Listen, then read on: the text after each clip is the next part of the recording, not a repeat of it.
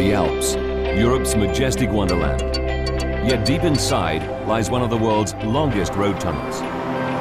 Daily it carries thousands of motorists in safety. Until an ordinary lorry explodes into flames. The tunnel turns into a terrifying death trap in just 14 minutes. Now, with cutting-edge computer technology, we reveal exactly what went wrong. Disasters don't just happen, they're a chain of critical events. Unravel those fateful decisions in the final seconds from disaster.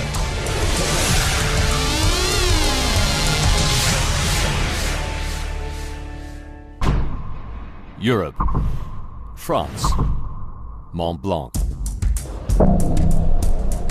March 24th, 1999. 10:30 a.m. The world's deepest tunnel, cut through solid rock, lies 2,478 meters beneath Mont Blanc, Europe's highest mountain. It's a vital road link between France and Italy, one favored by truck drivers, especially as it shortens their journey time from 7 hours to only 15 minutes, and saves a climb through winding mountain roads. More than 5,000 vehicles use the tunnel every day, including tourists, locals, and lorries.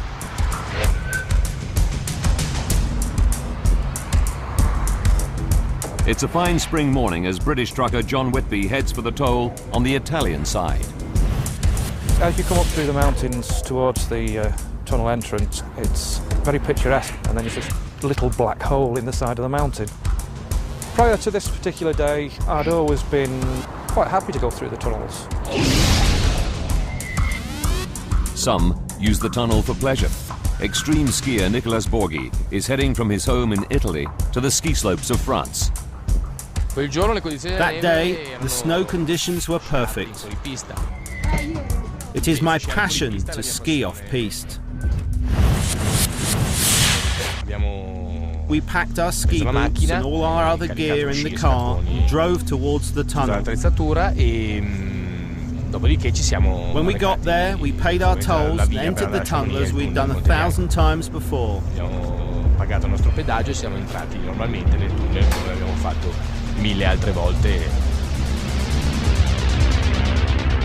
Normally, it takes Borghi 15 minutes to drive through the tunnel. Today's journey would be different. We invite you to comply with the safety regulations indicated on the information brochure.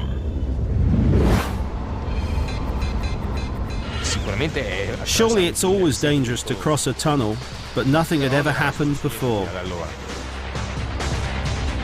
And we wish you a pleasant trip. As Borghi and Whitby drive through the tunnel from Italy to France, two independent control rooms monitor their progress. One on the Italian side and one on the French side. Up until now, it's just another day in the tunnel. A tunnel that has carried more than 45 million vehicles since it opened in 1965. A remarkable feat of engineering. It took 4 years to blast through the solid rocks in the Alps to create one of the longest road tunnels in the world, and one of the safest. 18 fire refuges are spaced every 600 meters throughout the tunnel. There are 77 emergency telephones, with a dedicated rescue team at the French end and volunteer rescuers at the Italian end. Until the 24th of March 1999, it's free of major incidents. The teams have dealt with all previous lorry fires without major casualties. But all this is about to change.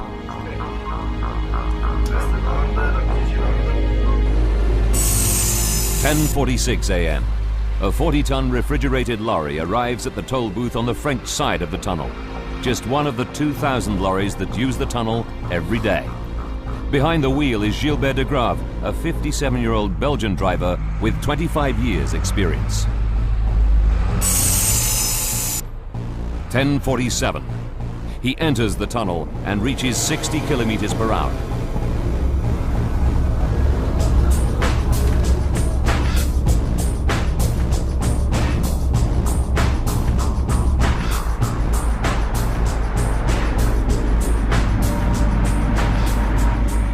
refrigerated Volvo lorry is carrying an everyday load, 9 tons of margarine and 12 tons of flour, destined for a food factory in Milan.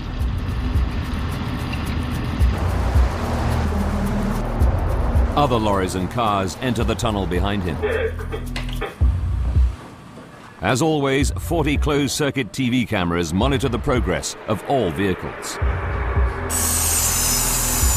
10:49. De Graaf's lorry has been in the tunnel for 2 minutes, but neither he nor the closed-circuit TV cameras can yet pick up the first signs of trouble. White smoke is escaping from behind his cab. De Graaf's lorry is now more than 2,400 meters underground and over 2 kilometers into the tunnel. Unaware of the smoke, he continues on his journey. 10:50. The smoke increases. De Graaf is nearing the middle of the tunnel. 9 sensors run the length of the tunnel. They feed information on the visibility to control rooms at either end. When visibility is reduced by 30%, it triggers an alarm. But the smoke billowing from De Graaf's lorry is not that dense yet. At last, De Graaf does notice. I looked at my side mirrors. I saw some smoke at the right side, but not much. So I drove on normally. It's 10:51. De Graaf is 5 kilometers into the French side, and the situation is now far from normal. Oncoming cars and lorries can clearly see smoke from behind the cab. It passes under the trailer and swirls up towards the roof of the tunnel. More and more drivers realize something is seriously wrong. They try to get De Graaf's attention. 10:52. Now the smoke is dense enough to trigger the tunnel sensors. These raise an alarm in the French control room, but not the Italian one, as it's been turned off because of a false alarm the previous day. False alarms are not uncommon. At this stage, only the French tunnel operator hears the alarm, but doesn't know its cause. Meanwhile, the entrance tolls to the tunnel remain open. Vehicles continue to enter from both ends.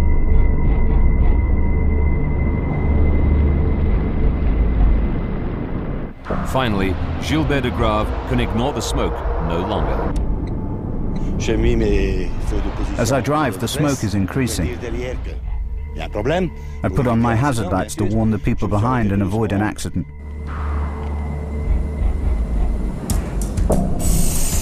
It's 10:53.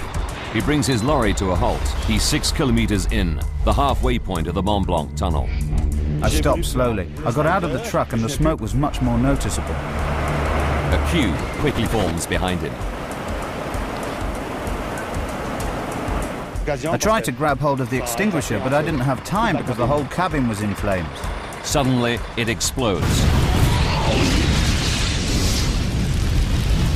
De Graaf abandons his lorry and runs towards Italy. Driving towards him on the other side of the road is the Italian skier Nicolas Borghi.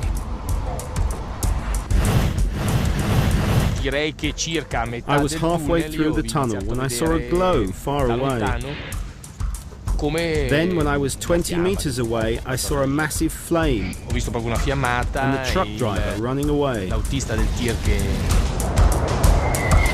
The queue behind De Graaf's lorry is growing.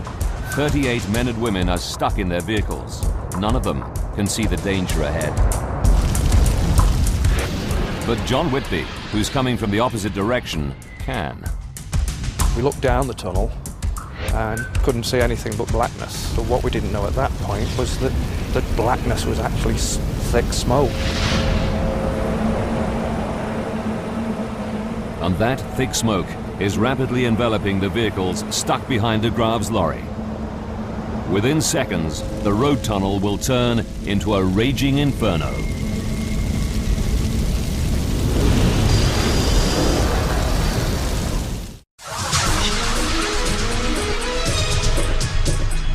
A lorry traveling from France to Italy in the Mont Blanc tunnel stops and erupts into flame. A line of vehicles comes to a halt behind it. Alarms trigger in the tunnel's control rooms.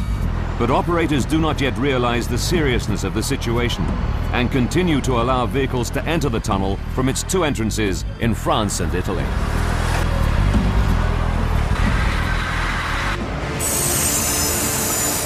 (10:54). The lorry's been on fire for 1 minute. Someone in the tunnel sees the smoke and uses the emergency phone at Refuge 22, 300 meters from the lorry, to raise the alarm. It rings through to the Italian control room. The operator there gets his first direct information that there's a serious problem. Immediately, the Italian and French controllers speak to each other. Now, they can clearly see the smoke on their monitors. But they can't see the lorry. It's hidden by the smoke. Realizing the danger, they close the tunnel to new vehicles at both sides. But for the 25 vehicles and 38 people who've already followed de Graaf's lorry into the tunnel, it's too late. They're either driving towards the lorry or they're already stuck behind it.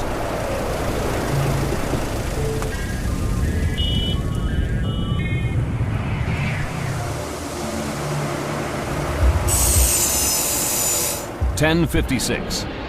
By now, thick black smoke is moving over the first of the vehicles trapped behind the lorry back towards France. But ahead of the flaming lorry towards Italy, the smoke is spreading more slowly. Drivers coming from that direction include Nicholas Borghi. I myself and the cars behind me were able to reverse till we reached a lay-by where we could do a U-turn and head towards the exit.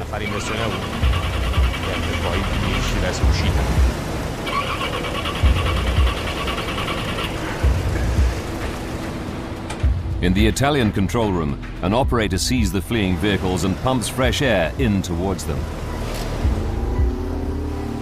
But this increased airflow moves through the tunnel towards the fire and onto France. When air hits fire, it's a problem.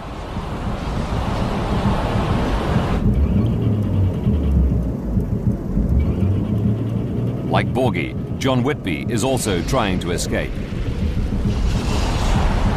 He stops 300 meters from the Inferno.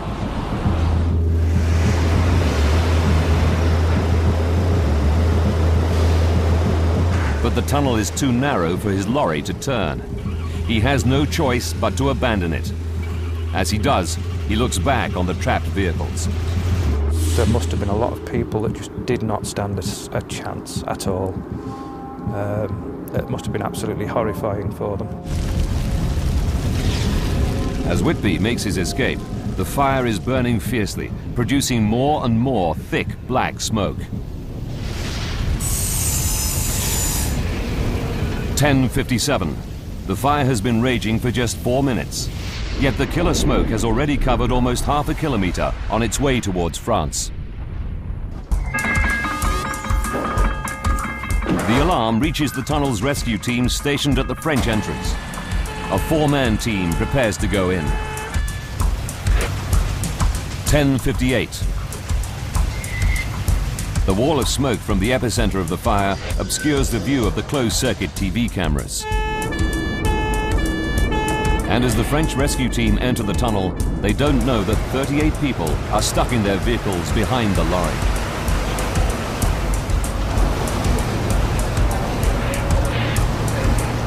For the drivers, the situation is horrific. The visibility is reduced to half a meter. Panicked, some try to drive away. But the lack of oxygen kills their engines and their only means of escape. In desperation, some try to get to refuges, specially designed fireproof rooms located every 600 meters. But their quest is futile. It's a living nightmare.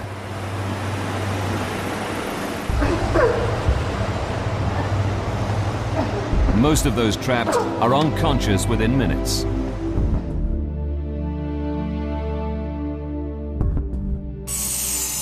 It's now 11 o'clock. As the scale of the catastrophe grows, firefighters from the French town of Chamonix scramble to enter the tunnel.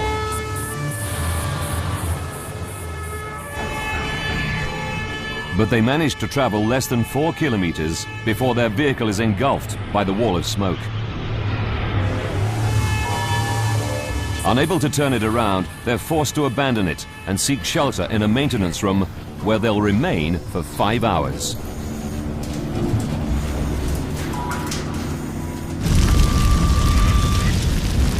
Still, no emergency services managed to reach the center of the blaze. Now the first rescuers enter from the Italian side, where the smoke is spreading more slowly. John Whitby is still by his lorry when he sees them. The wail of sirens came down the tube, and they screamed past us down into the darkness ahead. And they were sort of swallowed up by the smoke, actually. The Italian volunteer rescuers get within 300 meters, but one patrolman gets within 10 meters of the lorry before a new danger forces them all to turn back. There were 6 explosions in rapid succession, which were just bang, bang, bang, bang, bang, very quick, and they were very powerful explosions. Tires from the vehicles explode. They send deadly shrapnel flying.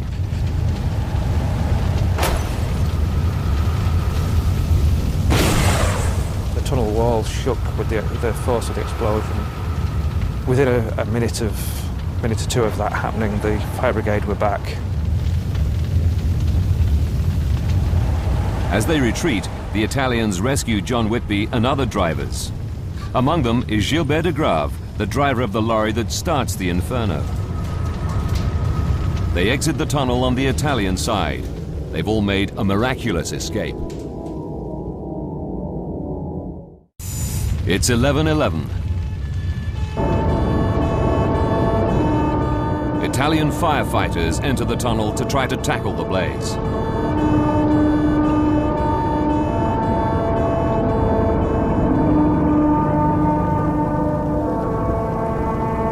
Leading them is Fire Chief Dionigi Glari.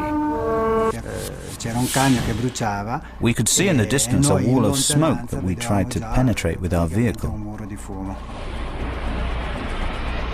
But again, the smoke is too thick, and Glari and his team are forced to retreat.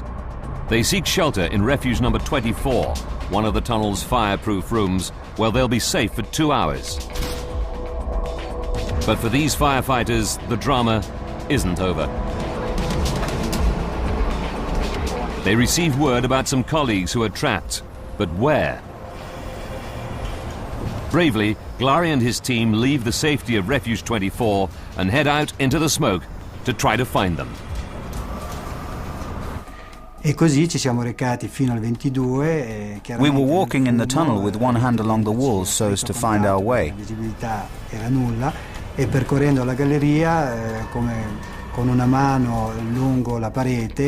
Reaching the next refuge, we entered, looked around and found there was no one there. The conditions worsen, and after 10 minutes the firefighters are forced back to Refuge 24 to find to their disbelief that the smoke-proof room now offers them little protection.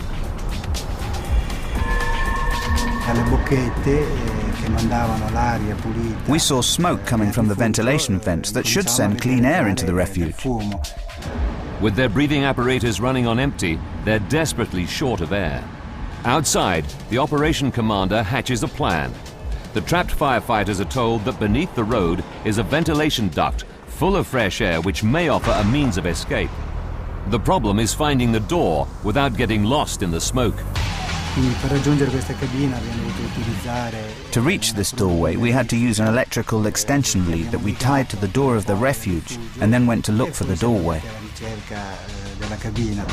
At the same time, more Italian firefighters are sent in through the ventilation duct to try to open the door from below.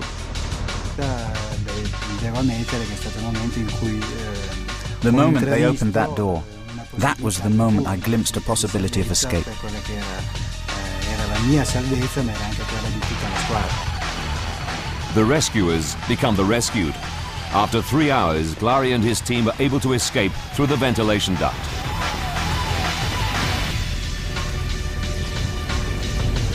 But what they don't know is that 38 people are still trapped inside a tunnel where temperatures reach over 1,000 degrees.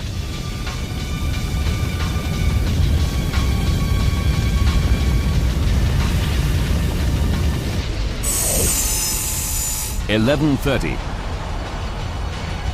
37 minutes after the lorry erupts in flames, the dense, deadly smoke now stretches more than 6 kilometers, filling the tunnel all the way to the French exit.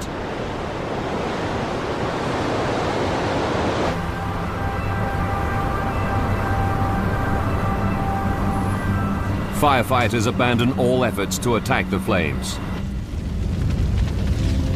No one in the tunnel has a chance of survival. Such is the ferocity of the fire that it burns for 53 hours. Only then can firefighters pick their way through the charred debris. They're horrified to discover the remains of the 38 trapped people. These pictures reveal the true extent of the horror. Those who survive, like Nicholas Borghi, are astonished at the fire's ferocity. More shocking is that the heat had melted the steel in the lorries. You could only see the basis of the lorries, the skeleton. What could have happened to those poor people left in there? The disaster takes everyone by surprise. How could such a catastrophe occur here? How could an ordinary lorry carrying an ordinary load of margarine and flour end up causing one of the worst road tunnel disasters on record? From the moment the lorry enters the tunnel, it takes just 14 minutes for 38 people to perish. Now we rewind the events of that fateful day and go deep into the investigation to reveal what really happened.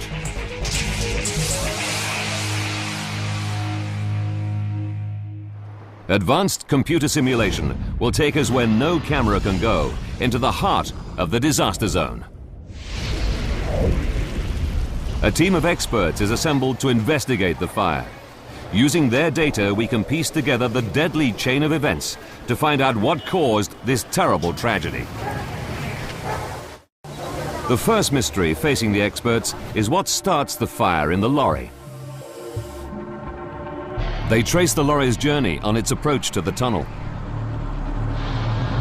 This is where problems could first occur. Lorries frequently overheat on the long climb up to the tunnel entrance. Investigators examine the remains of the Volvo lorry. Is there a fault with the FH12 engine? After intensive tests, they find no conclusive evidence of overheating. Then, a breakthrough. The investigators find particles inside the engine that can only have got there if the air filter had burnt before the main fire. But how could the air filter have burnt first? One theory is that a casually discarded cigarette from a passing vehicle enters the lorry's air filter on top of the cabin.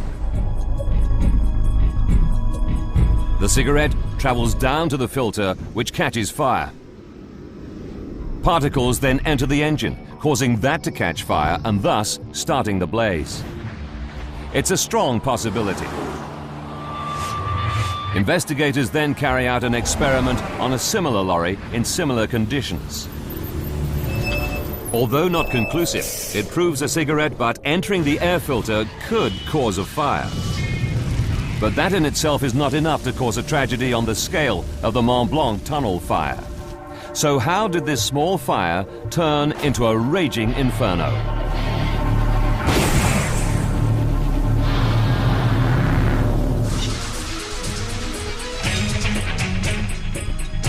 Deep in the Mont Blanc tunnel, a minor fire suddenly goes out of control. In 14 minutes, 38 people perish.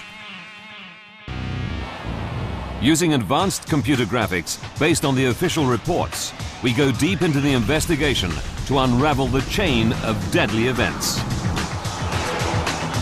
Investigators believe it starts with a small fire smoldering in the engine beneath the cab. 14 minutes from disaster, de Grave enters the tunnel. But the fire only erupts after he stops and abandons his vehicle. Could the movement of air prevent the fire taking hold? Experts know that lorry fires can develop more quickly when vehicles slow down or stop, because then the supply of oxygen increases, which feeds the fire. Ed Galea is a fire expert. There was a recent example where a bus had caught fire in an alpine tunnel, and the bus driver continued driving, managed to get the vehicle through the tunnel to the other side, managed to evacuate the vehicle, and then the bus erupted into flames. Perhaps if de Grave had continued driving, he could have made it to the end of the tunnel before the fire flared up. But he didn't. 7 minutes from disaster, he stops halfway through the tunnel. Almost immediately, the lorry bursts into flames. But why did it spread so quickly? Underneath the refrigerated trailer, just meters from the flames, are the lorry's diesel tanks. Investigators realize that in previous lorry fires, diesel is a contributing factor.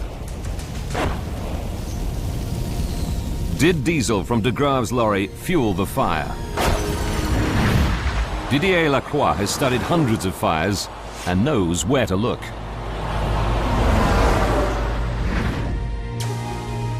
The difference between this fire and the 17 fires that had occurred before was that it started very quickly. They spread to 34 vehicles. But Lacroix discovers that de Grave's lorry is only carrying 550 liters of diesel. His tank is only half full. It can't explain the rapid spread of the fire. Lacroix digs deeper. He re-examines every second of the lorry's journey from the moment it enters the tunnel.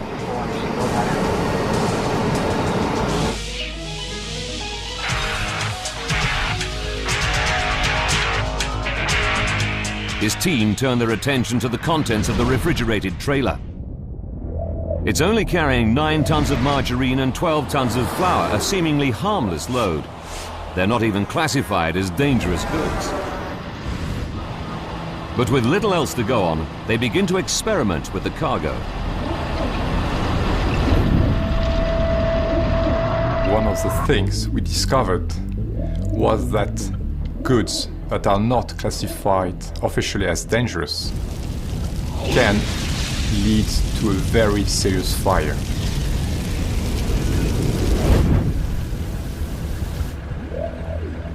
Here, a simple demonstration shows how 1 ton of margarine simulates the cargo. It's wrapped in polystyrene sheets, the same insulation material lining the refrigerated trailer. After just 2 minutes, it proves to be a highly combustible combination. In refrigerated vans, you have polyurethane, and when this burns, it produces a lot of heat. It burns, it can burn very rapidly. When the margarine melts due to the fire, it's an oil-based material, and it will also rapidly burn, producing quite a lot of heat. Margarine has a very high energy content. Incredibly, when it's melted, it's almost as dangerous as petrol. Our experiment shows how dangerous things can be in the open air. But fire experts know that in the confines of tunnels, fires burn much more intensely because there are limited outlets for the heat to escape. To find out more, this research facility is conducting large-scale fire tests in a disused road tunnel in Norway. Simulated trailers with various loads are set alight. The purpose of the tests is to investigate the heat generated by lorries carrying typical loads, such as packing crates and furniture. These experiments produce the world's highest heat release rating ever recorded in a tunnel fire test. But is margarine even more flammable? The Mont Blanc team calculates that the burning load of margarine may have created an even higher heat rating. The intensity of the fire on March 24, 1999 takes everyone by surprise, including Mont Blanc tunnel expert Jean Martinetti. The fire reached between 1,000 and 1,200 degrees. Nothing could withstand it. Everything melted, the ground, the concrete, the structure. It was completely unthinkable, a real crematorium.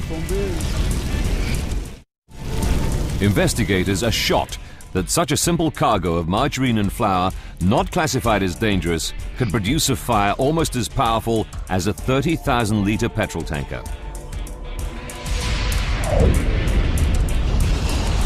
But 14 other lorries are stuck in an 800-metre queue behind the first burning lorry.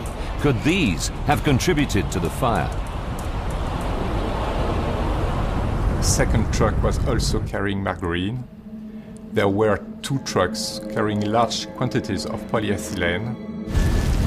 The combined firepower of these lorries burning together takes the Inferno to another unimaginable level of horror for the 38 people trapped in the tunnel. The vehicles that were involved in the fire had the energy content equivalent of about 5 to 7 petrol tankers full of fuel. But for these vehicles to contribute to the Inferno, the fire first had to spread to them.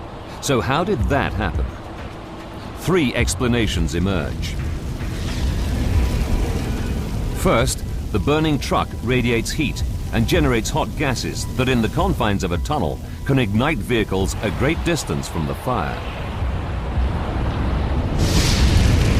Another way is that the vehicle that's on fire is leaking fuel, and it runs along the length of the tunnel. Yet another way is if the fire is very intense, the road surface itself catches fire, and then that will ignite the other vehicles in the tunnel. Investigators are not able to prove which of the 3 methods causes the fire to spread, but they do make another discovery. Fire is not the real killer.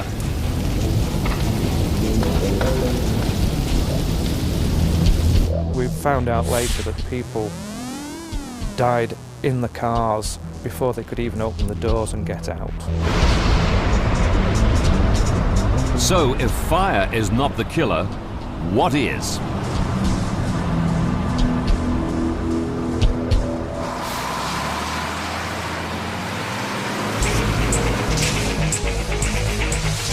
A smouldering lorry enters the Mont Blanc tunnel. The driver stops and suddenly his truck explodes into flames.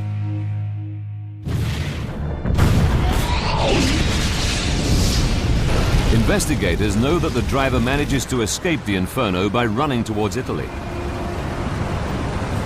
But 38 motorists behind his lorry back towards France perish. Why?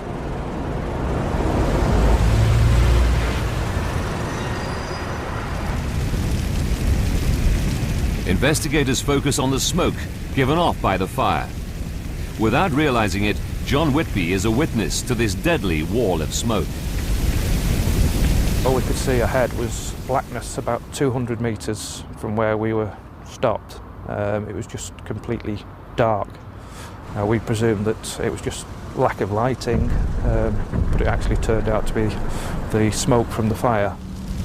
7 minutes from disaster, data gathered from the sensors in the tunnel reveal that in these minutes, smoke travels 800 meters over the 25 gridlocked vehicles. The smoke travels at 4.5 meters per second. That's more than 16 kilometers per hour, creating a sudden loss of visibility down to half a meter. It means the trapped drivers have only seconds to decide whether to try to reach safety of a refuge or remain in their vehicles. People probably believe that they're safe in their vehicle, that the smoke is not going to be too much of a problem, that the fire will be brought under control and they might as well stay in their car.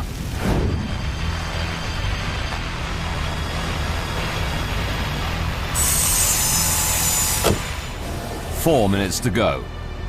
In the middle of the smoke, 4 cars do attempt to turn round. The tunnel is wide enough, so why don't they make it? Experts know that car engines need oxygen to work. The fire is consuming the oxygen and replacing it with carbon monoxide. Starved of oxygen, the vehicle's engines splutter and die. There's no way out. The fate for those who abandon their vehicles is equally bleak. They're overcome by smoke and other toxic gases before they reach the safe areas.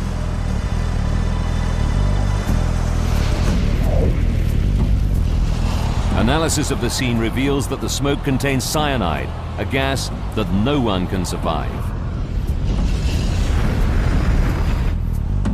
The smoke fills the French half of the tunnel so rapidly that none of the 38 trapped people stands a chance. It's impossible for even the fittest individual to outrun.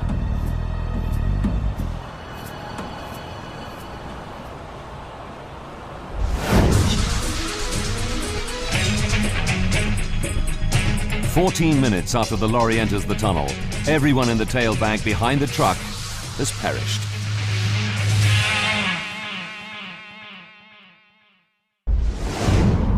Investigators now turn their attention to why the deadly smoke moves towards France. Normally, airflow in the tunnel is the other way, towards Italy. They discover that weather conditions play a key role. The day of the fire, there were rather unusual weather conditions that happened maybe 20 days a year, with a wind going from Italy to France. And this airflow clearly brought smoke towards France. But Lacroix is not convinced this is the only cause. He knows the tunnel operators can also dramatically affect the airflow using the tunnel's ventilation system. Gigantic fans in plant rooms at both ends enable the operators to supply or extract air through ducts running beneath the road. Normal operation requires ducts to supply air, but in the event of fire, duct 5 is supposed to be set to remove the smoke. Did operators carry out the correct emergency procedure? Jean Martinetti has studied the official reports and knows the tunnel inside out. He's shocked by what he learns. When the fire occurred, on the Italian side, according to the reports, the Italian operator blew fresh air in instead of extracting it. A soufflé de l'air frais au lieu de l'aspirer. The Italian tunnel operator sees motorists attempting to turn around. To aid their escape, he adjusts the ventilation settings and pumps in fresh air. The disruption of normal airflow plays a major role in the disaster. Although the air blown in from Italy undoubtedly saves some lives, including John Whitby's.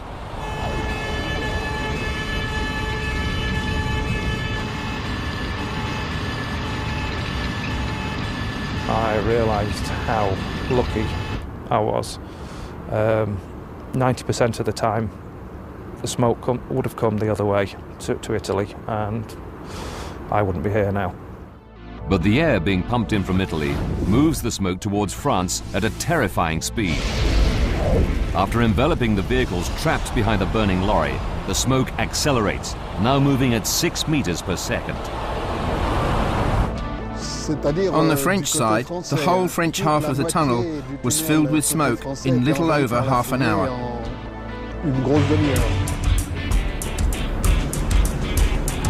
Approaching the fire was now impossible from either end of the tunnel. And all rescue attempts are called off.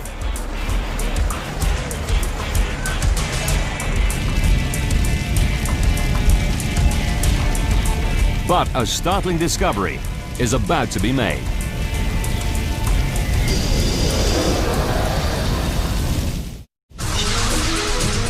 A fire in the Mont Blanc tunnel between France and Italy becomes one of the worst road tunnel fires ever. A critical chain of events causes the disaster. And now investigators find the final link to that chain. Throughout the whole rescue, none of the emergency teams or tunnel operators were aware of the 38 trapped motorists. The closed-circuit TV cameras were so quickly blocked by the smoke, it was impossible for the tunnel operators to see them. Information is limited. Emergency telephones only work intermittently. And sensors that detected smoke were not adequate. In fact, one was even turned off the day before the fire. Worse still, there was no communication between the French and Italian rescuers. Even firefighters become trapped. It was a totally uncoordinated effort. Tackling a fire of this severity seems to take everyone by surprise. One of the serious problems we discovered during the investigation was that over 34 years of operation there had only been one fire drill that had involved public fire brigades. It might explain why it's more than 3 hours after the fire begins that the last of the trapped Italian firefighters, Glari and his team, are brought out through the underground ventilation ducts.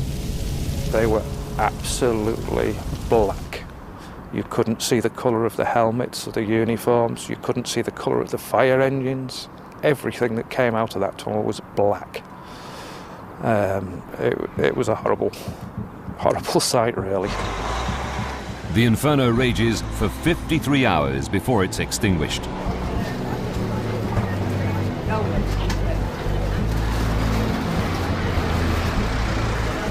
I really hope that something is done to improve the safety of these tunnels.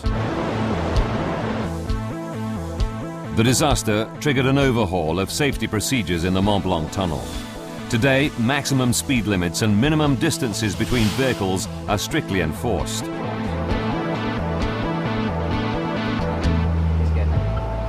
"17 previous fires in the tunnel were caused by lorries, but now sophisticated thermal sensors at each entrance scan all lorries to detect dangerous heat emissions before they enter the tunnel."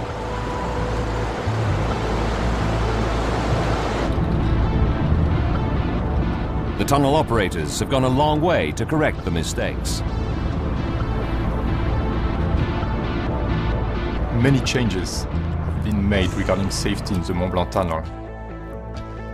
Probably one of the most important things is that now there is only one operator and using one single control center.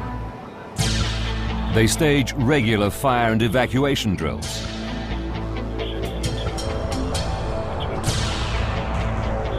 The refuges are now pressurized and fitted with a video link to the control room.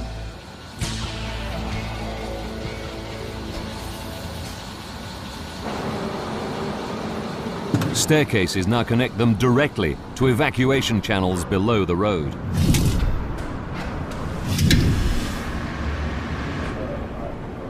There's now a firefighting team permanently based in the center of the tunnel. And fire trucks are equipped with heat-seeking systems so that they can locate people in zero visibility. March 24th, 1999 provided clues that may save lives in the future.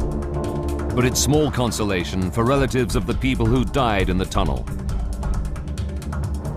including one firefighter who died from his injuries later. Xavier Chantelant will never be the same. I lost my mother-in-law, her daughter, my wife's sister, and also her fiancé. They'd all been staying with us on holiday.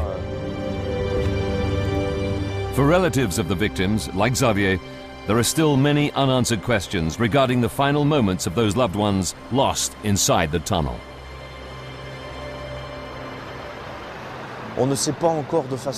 We still do not know for sure how they died. I'm sure I don't need to describe the horrific images I have in my head. People running about on fire or collapsing, trying to get out. You think of everything. The Mont Blanc tunnel fire and its critical chain of events reveals the dangers of deep road tunnels. On that day, a white Volvo truck enters the tunnel. A small fire under the cab gives off a stream of white smoke. The lorry stops, more air reaches the fire, causing it to erupt.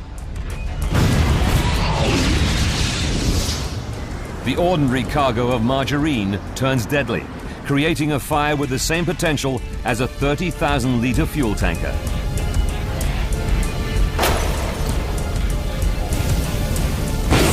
The unusual weather conditions and incorrect use of the tunnel's ventilation system creates a wall of smoke that quickly envelops 38 trapped motorists, leaving them no chance of survival. But was this critical chain of events unique?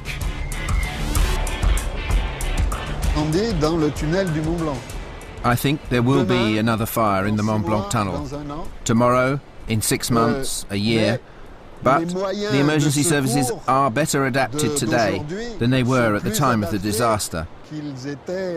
But there will be another fire. Is another Mont Blanc disaster possible somewhere in the world? Yes, it is. And it's perhaps only a matter of time. But until it happens, millions of vehicles continue to travel through road traffic tunnels every day in safety.